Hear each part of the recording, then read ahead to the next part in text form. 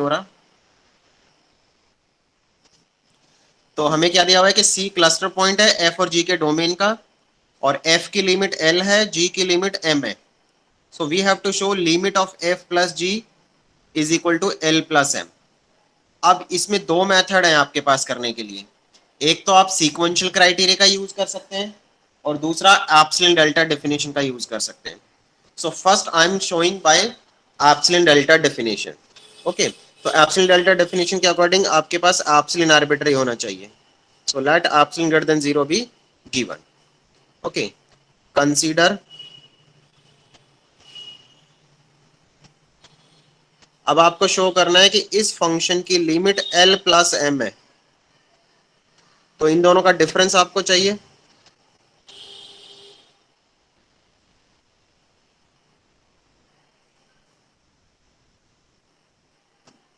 This one, now using triangular inequality fx minus l gx minus m, mark this as equation number 1। अब देखिए, आपके पास ये दो expression आ गए हैं, और हमारा एम क्या है कि एक सूटेबल डेल्टा मिल जाए जो इस एक्सप्रेशन को लेस देन एप्सिलॉन बना दे। तो अगर कभी भी आपके पास दो टर्म आ जाती हैं एडिशन में और लेस देन एप्सिलॉन बनाना है, तो यूजुअली हम प्रीफर करते हैं कि दोनों एप्सिलॉन बाई 2 हो जाए। जबकि ऐसा कोई फिक्स रूल नहीं है, एक एप्सिलॉन बाई 3 और एक दूसरा 2 एप्सिलॉन बाई 3 भी हो सकता है। बट देखने और सुनने में थोड़ा ज्यादा इजी लगता है कि दोनों टर्म एप्सिलॉन बाई 2 हो जाए तो सम करके एप्सिलॉन आ जाएगा। So how to show this is epsilon by 2 less than epsilon by 2? So now we use the limit of f which is given. So since limit of f is L, so whatever positive number I take, there exists a positive number, say delta 1, such that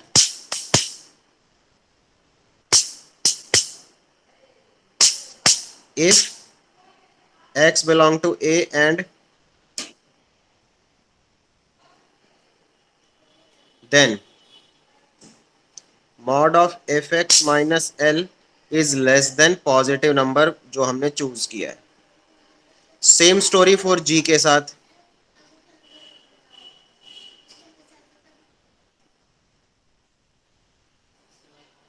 g की लिमिट m है, for positive number epsilon by 2 greater than 0, there exists a positive number delta greater than 0 such that if x belong to domain and mod x minus c less than delta 2, then mod of gx minus m is less than epsilon by 2। Equation number 3। अब equation 2 और 3 को हम एक common delta के लिए लेंगे, तो हम एक डेल्टा चूज कर रहे हैं। Delta is minimum of delta 1 and delta 2। So then मैं अभी आपको समझाता हूँ कि मिनिमम क्यों लिया, क्योंकि स्टार्टिंग में जैसे अभी आप तो सीख रहे हैं एनालिसिस, तो कई बार हमें कंफ्यूजन होती है कि कभी मैक्सिमम लेते हैं कभी मिनिमम, है ना। तो ऐसा क्यों करते हैं, तो एक बार मैं थोड़ा एक्सप्रेशन लिख लूँ, देन आई विल एक्सप्लेन।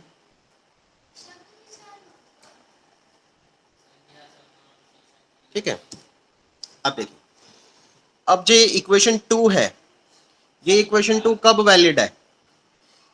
जब ये नंबर मॉड एक्स माइनस सी वाला लेस देन डेल्टा 1 है। आसानी से समझने के लिए डेल्टा 1 की वैल्यू को 5 एज्यूम कर लेते हैं। तो हम क्या कह रहे हैं कि mod F X minus L less than epsilon by 2 कब होगा? जब ये वैल्यू 5 से छोटी होगी। सिमिलरली नीचे वाले में हम 6 मान लेते हैं कि ये कंडीशन कब ट्रू होगी? जब ये वैल्यू लेस देन 6 होगी। तो मतलब ये 6 से छोटे सारे नंबरों के लिए ट्रू है, और ये 5 से छोटे के लिए। तो हम कह सकते हैं 5 वाले पार्ट के लिए, 5 से छोटे नंबर के लिए दोनों इक्वेशन ट्रू हैं। इसलिए हम मिनिमम ले रहे हैं इस क्वेश्चन में कि अगर मिनिमम डेल्टा ले लेंगे तो उस वाले पोर्शन के लिए, वो कॉमन पोर्शन के लिए दोनों equation less than epsilon by 2 रहेंगी। ठीक है, mark this as 4 using 4 in equation number 1। ठीक है, ये इक्वेशन 1 देखो आपको थोड़ी सी ऊपर दिखेगी, ये वाली। ठीक है, F X minus L plus G X minus M था, और इसकी दोनों की वैल्यू हमने लेस देन एप्सिलॉन बाई 2 बना रखी है ये इक्वेशन नंबर 4 में, तो हम ये यूज कर देंगे, तो आपका थ्योरम कंप्लीट हो जाएगा इस स्टेप में। तो F plus G X minus L plus M less than epsilon by 2 plus epsilon by 2 is equal to epsilon when x belong to A and mod 0x minus c less than delta। तो हम क्या कह पाएंगे, limit x tends to c f plus G X is equal to l plus m। ठीक है, suppose मेरे पास difference वाली theorem आती तो क्या करता मैं, तो यहाँ पे बुक में माइनस होता, प्लीज ध्यान से देखते जाइए, 1 मिनट भी नहीं लगे खत्म होने में, तो यहाँ माइनस होता। So I start with F minus G और एल माइनस एम, और जब इसकी अरेंजमेंट करता तो यहाँ पे माइनस आता, लेकिन जब ट्रायंगुलर इनइक्वालिटी लिखता तो प्लस ही आता, और फिर सारे स्टेप सेम चलते रहते चलते रहते चलते रहते, कोई चेंज नहीं आता, फिर लास्ट में बस वो यहाँ माइनस लगा देता फॉर्मेलिटी के लिए, दैट्स इट। ठीक है, so this is your minus part, कि माइनस को हम कैसे करेंगे। ठीक है, बाकी आप एक बार बाद में लिख के देखिएगा माइनस का सेपरेटली, तो आपको समझ आ जाएगा, बाकी प्लस वाला पहले सीखिएगा। अब इसी को मैं सीक्वेंशियल क्राइटेरिया से करता हूं, तो कैसे करेंगे, अगर एग्जाम में बोलता है कि किसी पर्टिकुलर मेथड से करना है, एप्सिलॉन डेल्टा से करना है या सीक्वेंशियल से, तो वैसे ही करना पड़ेगा, अदरवाइज आप फ्री हैं, किसी भी मेथड को अडॉप्ट कर सकते हैं।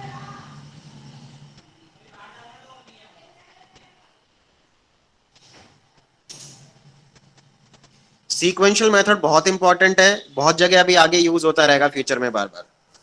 ठीक है, तो मैं रिपीट कर देता हूं कि आपको सीक्वेंशियल मेथड में क्या करना होता है और क्या गिवन दिया होता है। तो फिलहाल आपको दी हुई है एक लिमिट है एक फंक्शन की, वो एल है, और जी नाम का एक फंक्शन है, उसकी लिमिट एम है। आपको प्रूफ करना है एफ प्लस जी। अच्छा, सीक्वेंशियल मेथड में तो सीखने की जरूरत ही नहीं है, आपने एक बार सीख लिया कोई भी क्वेश्चन तो सारे आंसर सेम ही होंगे चारों थ्योरम, लेकिन एप्सिलॉन डेल्टा वाले में चारों के प्रूफ अलग अलग है थोड़े। तो अगर एप्सिलॉन डेल्टा से करना, सॉरी सीक्वेंशियल मेथड से करना है तो कैसे करते हैं, पहले हम एक सीक्वेंस लेते हैं आर्बिट्रेरी, आप उस थ्योरम का स्टेटमेंट पढ़ सकते हैं, let X N be any sequence in A such that limit of the sequence at n tends to infinity is C। ठीक है, अब आपको क्लेम क्या करना है कि n टेंस टू इन्फिनिटी पे f प्लस जी एन, जी के अंदर अगर xn लिखेंगे तो आंसर l प्लस m आएगा, ये प्रूफ करना है, तो फंक्शन की लिमिट प्रूफ हो जाएगी। अब हम यूज करेंगे ऊपर वाली टर्म का, सिंस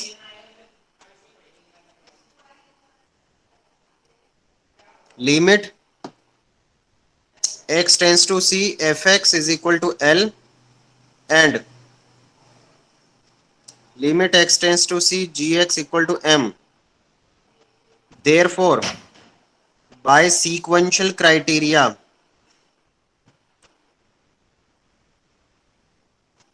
तो बाय सीक्वेंशियल क्राइटेरिया मुझे क्या मिलेगा, limit n tends to infinity F X N is equal to L and limit n tends to infinity g of X N is equal to m। ऐसा क्यों मिला, क्योंकि f की limit exist करती है, गिवन दिया है। तो सीक्वेंशियल क्राइटेरिया क्या कहता है कि अगर f की लिमिट एग्जिस्ट कर रही है और कोई सीक्वेंस xn है आपके पास, अच्छा यहां पर एक कंडीशन और होती है, I am sorry,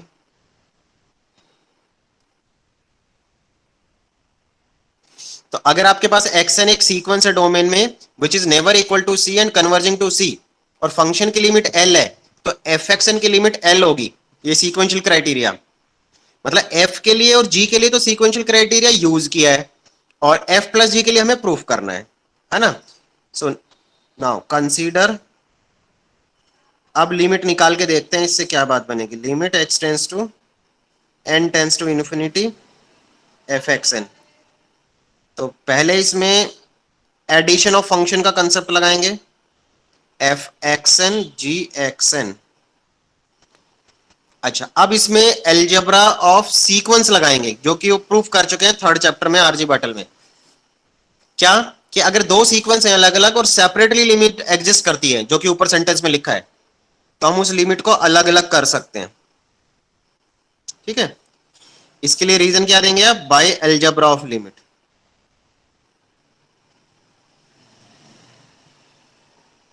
limit for sequences, और इनके आंसर कितने हो जाएंगे, एल प्लस एम, जो कि ऊपर वाले स्टेप में लिखा ही हुआ था।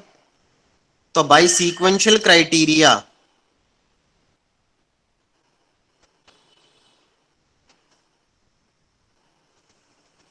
we can say limit x tends to c f plus g x is equal to l plus m। ठीक है, तो ये आपका सीक्वेंशियल क्राइटेरिया से प्रूफ हो जाएगी फिर। बट इसमें इंटरेस्टिंग पार्ट ये है कि प्लस माइनस का ही नहीं, मल्टीप्लाई डिवाइड का भी आएगा तो यही सोल्यूशन रहेगा, बस वो प्लस का साइन चेंज हो जाएगा। देखो जैसे इधर देखो, अगर माइनस का थ्योरम आ जाता है तो क्या करेंगे, यहां माइनस यहां माइनस, ठीक है, नीचे कहीं चेंज नहीं, यहां माइनस कहीं चेंज नहीं, यहां माइनस, क्योंकि माइनस में भी एलजेब्रा ऑफ लिमिट था, क्योंकि सीक्वेंस में हमने चारों के लिए पढ़ चुके हैं, और यहां पे भी माइनस, यहां पे भी माइनस। अगर प्रोडक्ट आ जाएगा तो क्या करेंगे, प्लस की जगह क्या बनाएंगे, कुछ नहीं बनाएंगे, प्लस को भी मिटा देंगे तो प्रोडक्ट ही लगेगा। तो F into G L into M, F into G L into M नीचे, क्योंकि बीच वाले पार्ट में कहीं चेंज ही नहीं होना। यहां पे क्या आएगा, एफ एक्स एन मल्टीप्लाई जी एक्स एन, और एलजेब्रा ऑफ लिमिट प्रोडक्ट में भी होता है तो ये साइन होगा नहीं, यहाँ पे मल्टीप्लाई रहेगा, तो एल इंटू एम आ जाएगा, डिवाइड में डिवाइड आ जाएगा, दैट्स इट। तो सीक्वेंशियल मेथड तो बहुत ज्यादा इजी है, इसमें कुछ करना ही नहीं है, और स्टेप भी सेम रहेंगे। इंटरेस्टिंग बात यह है कि बस ये साइन ही बदल रहा है, बाकी और कोई स्टेप की स्टेटमेंट लैंग्वेज कुछ नहीं बदल रही है, बट एप्सिलॉन डेल्टा में थोड़ी प्रॉब्लम है। ठीक है, तो अब मैं सीक्वेंशियल मेथड का दूसरा पार्ट नहीं करा रहा हूं, और मैं एप्सिलॉन डेल्टा से ही करेंगे दूसरा वाला जो पार्ट कर रहा हूं मैं। So now I am considering product. ठीक है, to show limit x tends to c f into G x is equal to L M. वो गिवन वाला पार्ट सेम है, f की लिमिट l, g की लिमिट m। So let epsilon greater than 0। अब consider करते हैं कि हमें किसको लेस देन एप्सिलॉन बनाना है, पहले ये थोड़ा सा आइडिया लगाएंगे। F G X minus L M, इसको हम कैसे लिख सकते हैं, F X G X L M. ठीक है, ध्यान से देख लो इसको। अब इसमें एक टर्म प्लस माइनस की जाएगी। ठीक है, तो नेक्स्ट स्टेप पे लिख रहा हूं मैं, नेक्स्ट पेज पे।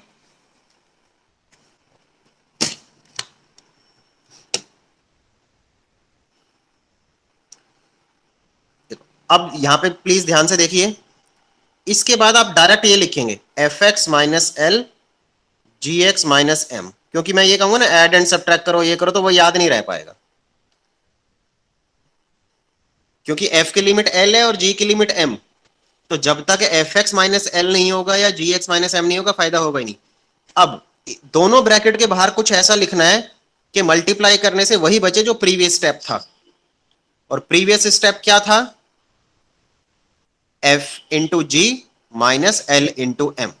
तो वो कैसे बचे, तो सपोज मैं यहां जी एक्स लिख देता हूं। ठीक है, इसमें दो तरीके हैं वैसे तो करने के, यहां पे एफ एक्स भी लिख सकते हैं, यहां जी एक्स लिख दिया, तो अब देखो क्या आ रहा है, ये जी एक्स इंटू एफ एक्स पहली टर्म आ जाएगी, और यहां पे एल इंटू जी एक्स जो कि एक्स्ट्रा है, तो यहां पे लगाओ एल इंटू जी एक्स ताकि कट जाए। इस ब्रैकेट को ओपन करके देखो, जो एक एक्स्ट्रा टर्म आ रही है दो, वो कट जाएंगी, ठीक है, now you can apply triangular inequality, और स्लो स्लो ही लिखें ट्रायंगल इनइक्वालिटी, एकदम से एक झटके में सारे मॉडुलस खत्म ना कर दें या एक जगह ही ना लगा दें सारे, एक एक स्टेप में ब्रेक करें मॉडुलस, क्योंकि इसके भी मार्क्स कट जाते हैं। एक बार में एक ही प्रॉपर्टी अप्लाई करें। ठीक है, तो पहले तो लगाई ट्रायंगुलर इनइक्वालिटी, और सेकंड स्टेप में कौन सी लगाई, x इंटू वाई का whole modulus equal to modulus x modulus y। Now stop here. अब मेरे पास एडिशन में दो टर्म है, मुझे फर्स्ट टर्म को लेस देन एप्सिलॉन बनाना है और सेकंड टर्म को भी लेस देन एप्सिलॉन बनाना है, सॉरी एप्सिलॉन बाय 2 बनाना है दोनों को, आई एम सॉरी। अब प्रॉब्लम है ये gx, पहले इस gx को हटाना पड़ेगा। ठीक है, तो इस gx को कैसे हटाएं, क्योंकि जब तक ये gx नहीं हटेगा तब तक ये वेरिएबल रहेगा, इसको हम डिवाइड में तो लिख नहीं सकते। तो पहले सबसे पहले इसी पे डील करेंगे। Since limit x tends to c, gx is equal to m, ये गिवन दिया है, therefore for epsilon is equal to some number, इसमें आप नंबर ले लो, आप इसमें बाउंडेड का भी यूज कर सकते हो, बहुत सारे ऑप्शंस अवेलेबल हैं वैसे तो। बाउंडेड क्योंकि हमने प्रूफ किया था ना एक थ्योरम कि अगर कोई फंक्शन है और उसकी लिमिट एग्जिस्ट करती है तो सी के नेबरहुड में वो बाउंडेड होता है। ठीक है, तो वो वाला थ्योरम भी आप लगा सकते हो, वहां पर बेटर है। So for since limit exist therefore G is bounded in neighborhood of, in some neighborhood of C, neighborhood of C, that is there exists delta 1 greater than 0 such that if x belong to A and neighbourhood बोला था इसमें, तो वो less than वाली condition नहीं होती इसमें, greater than वाली, जीरो वाली, then mod gx is less than k for some k greater than 0। Okay, ये कौन सी थ्योरम है, जो बाउंडेड वाली थ्योरम पढ़ी थी कल, कि if C is a cluster point and G has a limit then G is bounded in some neighbourhood of C, और this is the condition for neighbourhood, C minus delta one, C plus delta one, और bounded का मतलब है mod of the function is less than some positive quantity. Equal लगाना है, आप equal लगा लो, कोई हर्ज नहीं है उस बात में।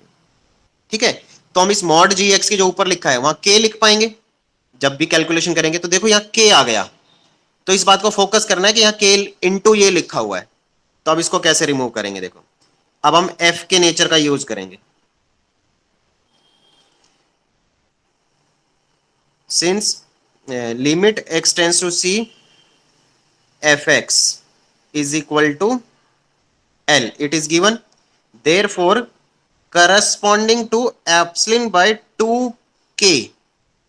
अब देखो एप्सिलॉन बाय 2k क्यों ले रहा हूं मैं, क्योंकि यहां पे आपको k लिखना है, तो इसकी वैल्यू जब एप्सिलॉन बाय 2k आएगी तो k कट के एप्सिलॉन बाय 2 बचेगा, तो दोनों इंडिविजुअल टर्म को हम एप्सिलॉन बाय 2 बनाना चाहते हैं, इसलिए ऐसा कर रहे हैं। ठीक है, so there exist a delta 2 greater than 0 such that if x belong to domain and mod of x minus c lies between 0 and delta, then mod of fx minus l is less than epsilon, जो भी epsilon आपने choose किया है। ठीक है, तो ये condition आ गई। अब तीसरी कंडीशन इस वाले पार्ट के लिए, देखो इस वाले पार्ट के लिए यहां पे l है और gx माइनस m लिखा है, तो इसको आप क्या लिखेंगे, gx माइनस m को क्या बनाना है आपको, एप्सिलॉन बाय 2 तो लाना ही है, और नीचे l भी लिखना पड़ेगा ताकि ये कट जाए।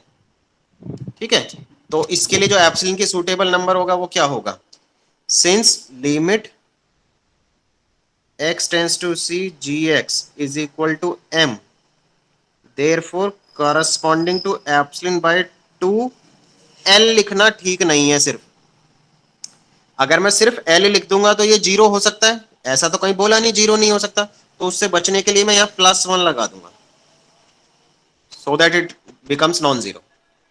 There exists delta 3 greater than 0 such that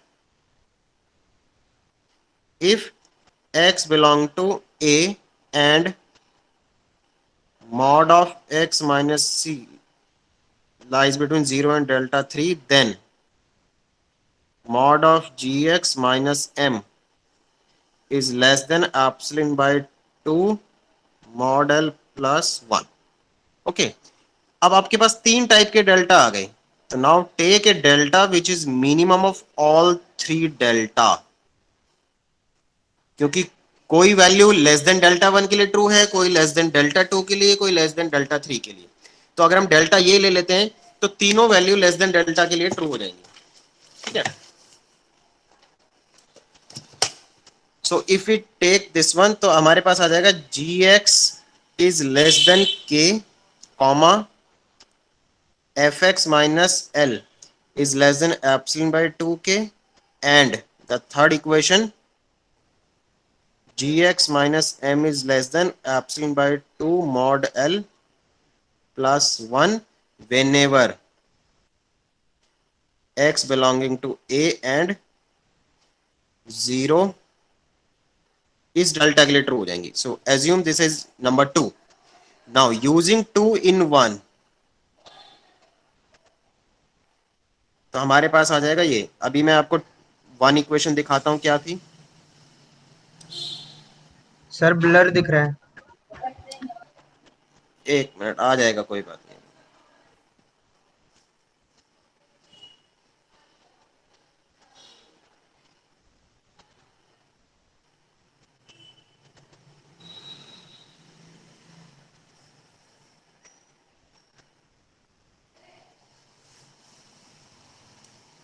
अब देखो सही दिख रहा है। यस सर, अब अब ठीक है। ये इक्वेशन नंबर 1 थी, मैंने दोबारा कॉपी कर दिया। तो मॉड जी एक्स किससे छोटा है? के से। आप इक्वल टू हटा भी सकते हैं चाहे तो। एफ एक्स माइनस एल को हमने क्या चूज किया है? Epsilon by 2k plus mod L, और इसको क्या चूज कर रखा है? Epsilon by 2 mod L plus 1। And this happens when x belong to a and 0 less than mod x minus c less than delta. Okay, so the first term becomes epsilon by 2, k cut गया, और second term क्या है? Mod L divide by mod L plus 1 multiply epsilon by 2। Okay, एक बार हम पहले भी ये इस टाइप का एक्सप्रेशन कर चुके हैं क्वेश्चन में। Now this value is less than epsilon, less than 1, sorry, model divide by model plus 1, तो लेस देन 1 है ये, so this becomes epsilon. So you can say limit of your function f g x is equal to l into m. तो ये है इसमें।